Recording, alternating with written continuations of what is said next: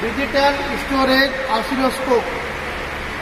Digital storage oscilloscope के अंदर buffer amplifier, sample and hold amplifier, ADC circuit, memory, digital to analog converter circuit, vertical amplifier, horizontal amplifier, DAC, time base counter, address counter, control circuit और external trigger pulses, clock pulses. सबसे पहले current के input signal जब buffer amplifier पे जाता है, buffer amplifier उस current के इनपुट सिग्नल को एम्पलीफाई करके सैंपल एंड होल्ड सर्किट को देंगे। और सैंपल होल्ड सर्किट एक data acquisition system, digitizing system की तरह काम करता है। एनालॉग सिग्नल को डिजिटल सिग्नल में कन्वर्ट करता है। और उसके बाद कंट्रोल सर्किट है। Control circuit sample and hold circuit को कनेक्ट किया जाता है। और कंट्रोल सर्किट का दूसरा एक connection ADC circuit, analog to digital converter circuit को दिया जाता है।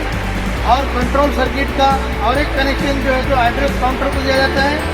और कंट्रोल सर्किट का कनेक्शन टाइम बेस काउंटर को दिया जाता है। कंट्रोल सर्किट ये माइक्रो प्रोसेसर सर्किट के जैसा काम करता है। Microcontroller, micro circuit is control circuit same as microcontroller circuit. Control circuit के अब सैंपल एंड होल्ड सर्किट को कंट्रोल सर्किट उसे कंट्रोल करता है। और सैंपल कंट्रोल सर्किट को बफर एम्पलीफायर का एम्पलीफाइंग सिग्नल जोड़ा जाता है। और कंट्रोल सर्किट को एक्सटर्नल ट्रिगर पल्स हम फंक्शन जनरेटर के जरिए से देते हैं। और फंक्शन जनरेटर से क्लॉक पल्सेस भी हम कंट्रोल सर्किट को देते हैं। कंट्रोल सर्किट में माइक्रो प्रोसेसर आईसीएस का इस्तेमाल किया जाता है।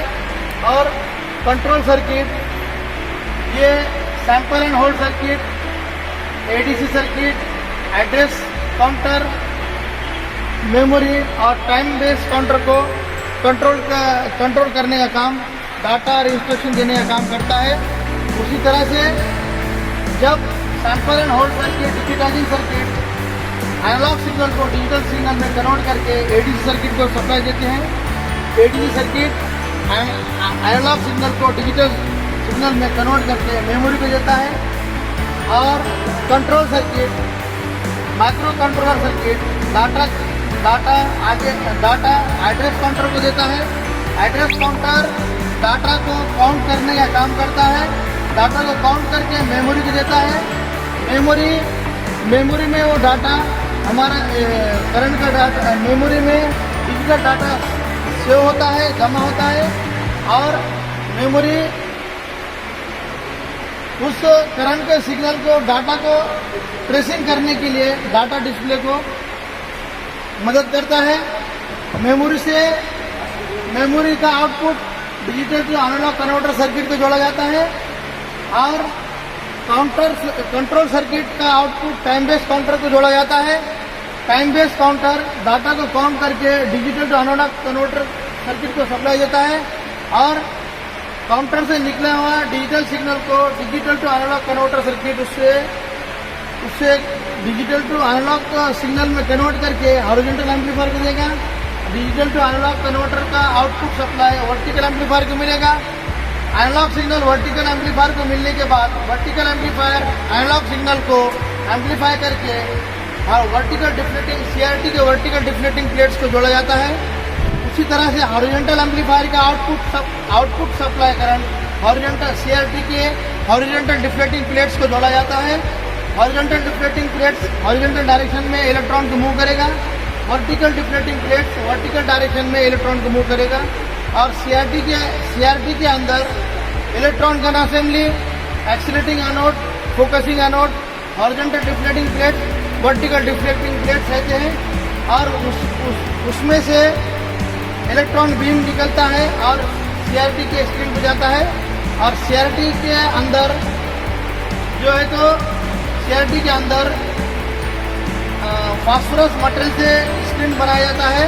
और फास्फोरस मटेरियल के स्क्रीन के ऊपर इलेक्ट्रॉन बीम जब गिरने के बाद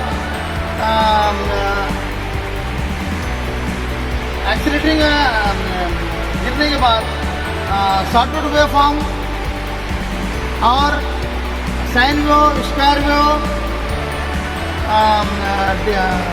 साइन वेव, स्क्वायर वेव और फ्रीक्वेंसी, ये जो भी इलेक्ट्रिकल सिग्नल जो स्क्रीन पे इलेक्ट्रॉन बीम गिरेंगे उस तरह से वो वेव फॉर्म जनरेट होंगे।